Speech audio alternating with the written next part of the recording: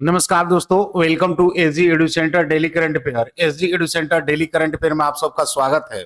Friends, आज है 23 मार्च और 23 मार्च की जितने भी इंपॉर्टेंट करंट अफेयर बन सकते हैं उसको हम लोग एमसीक्यू के रूप में देखने का प्रयास करेंगे। आइए शुरू करते हैं।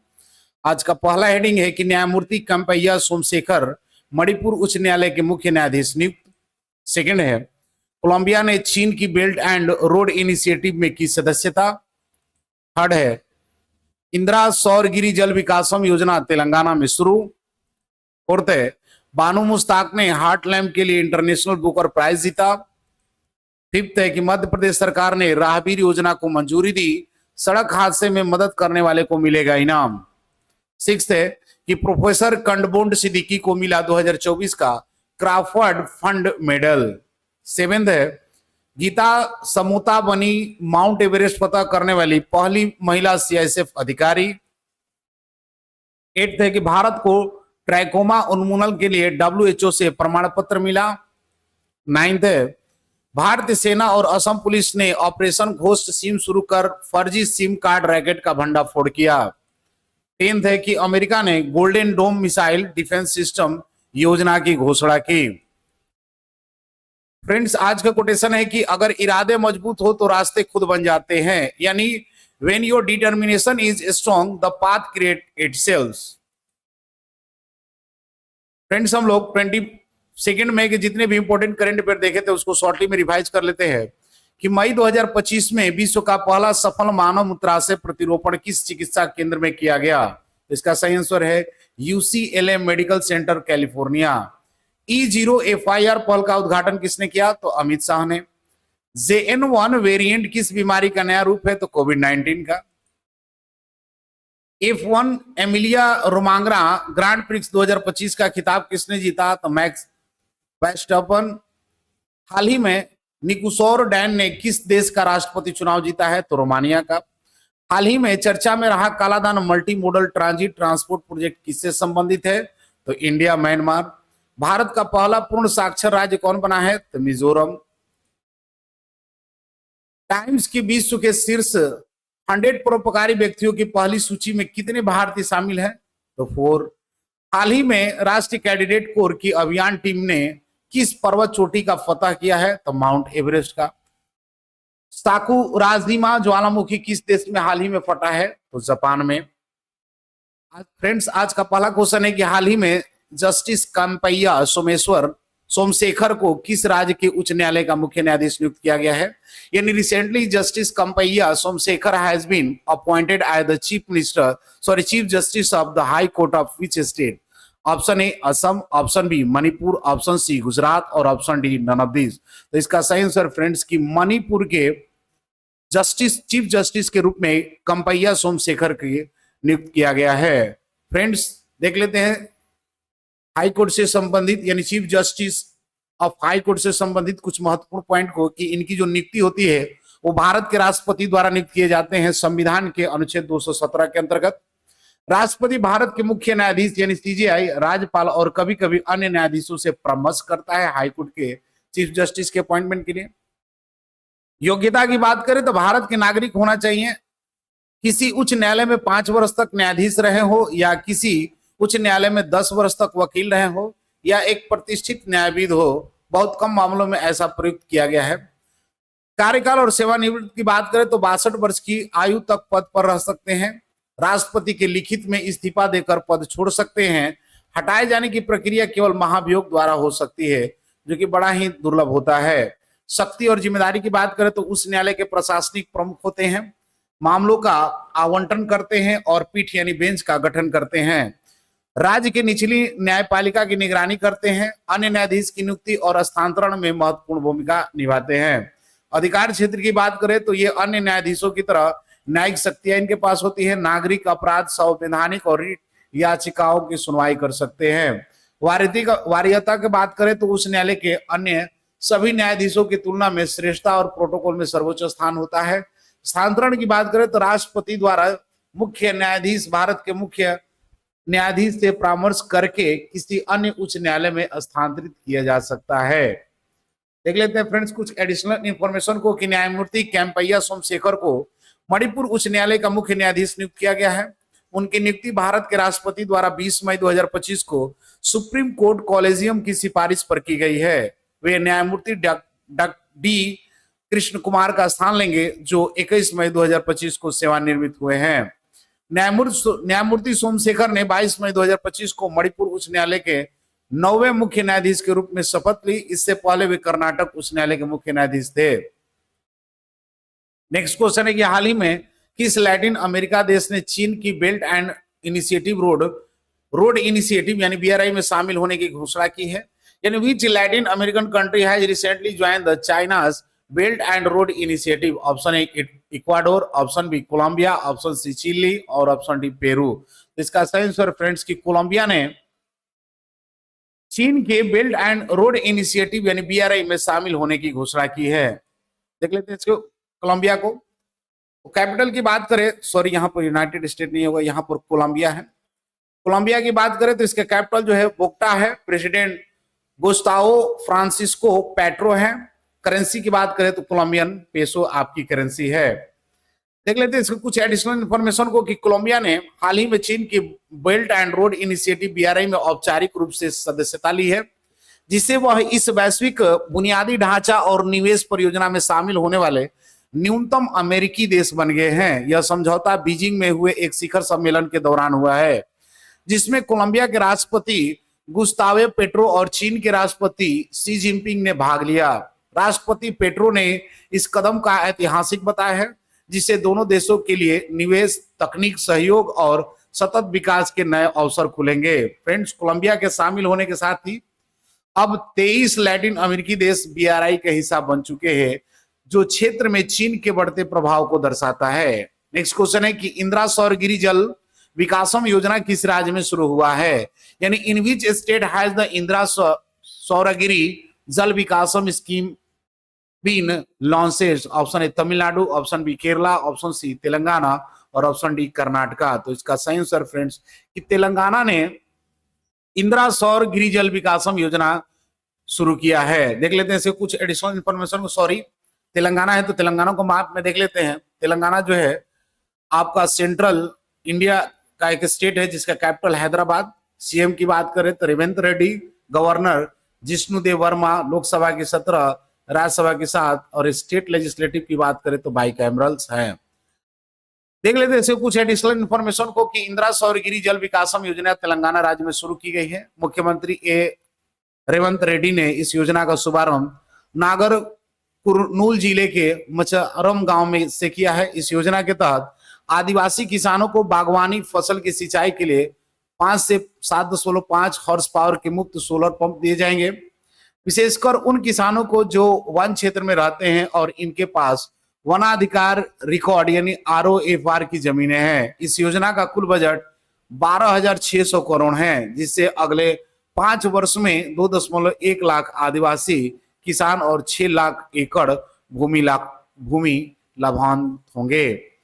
नेक्स्ट क्वेश्चन है कि हाल ही में किस भारतीय लेखक को इंटरनेशनल बुकर प्राइज से सम्मानित किया गया?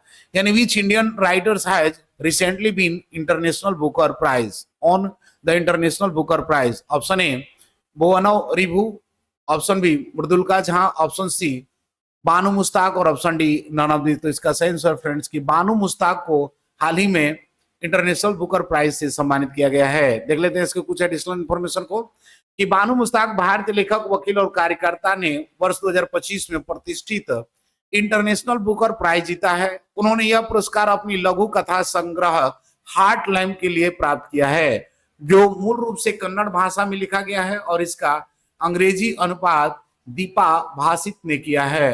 हार्ट लैम्प पहली लघु कथा संग्रह है जिसे इंटरनेशनल बुकर प्राइज मिला है। फ्रेंड्स, यह संग्रह में 12 कहानियां हैं जो 1990 से 2023 तक लिखी गई है और दक्षिण भारत की मुस्लिम महिलाओं की जीवन संघर्ष को दर्शाता है।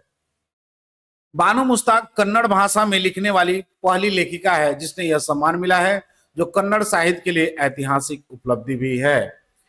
नेक्स्ट क्वेश्चन है कि किस राज्य सरकार ने हाल ही में राहगीर योजना को मंजूरी दी है?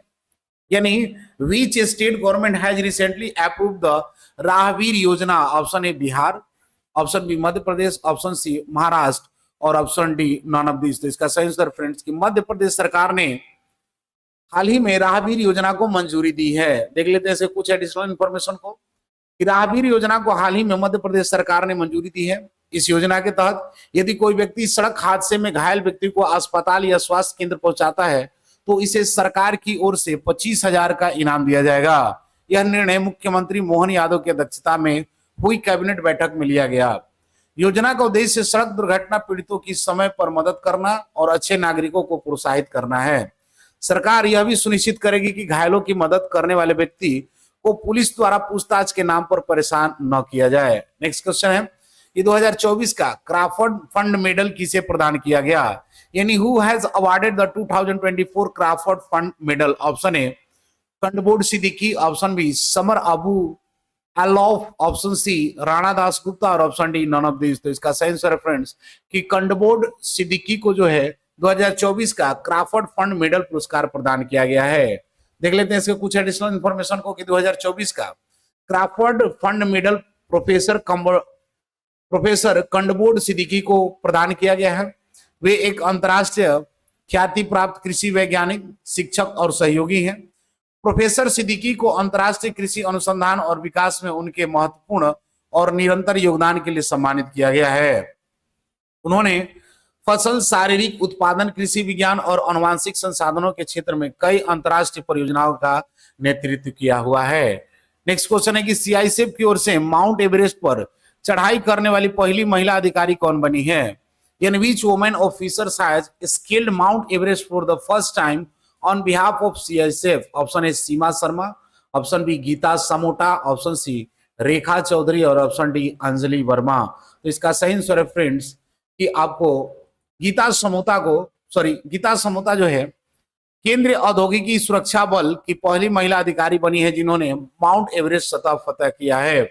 उन्होंने 19 मई 2025 को 8,849 मीटर ऊंचाई माउंट एवरेस्ट की चोटी पर पहुंचकर ये ऐतिहासिक उपलब्धि हासिल की। गीता समोता को सीआईएसएफ में सब इंस्पेक्टर हैं और राजस्थान के सीकर जिले के चाक गांव की रहने वाली हैं। उन्होंने 2011 में सीआईएसएफ ज्वाइन किया था। कॉलेज में हॉकी खेलते समय चोट लगने के बाद उन्होंने माउंटेनियरिंग को अपनाया है।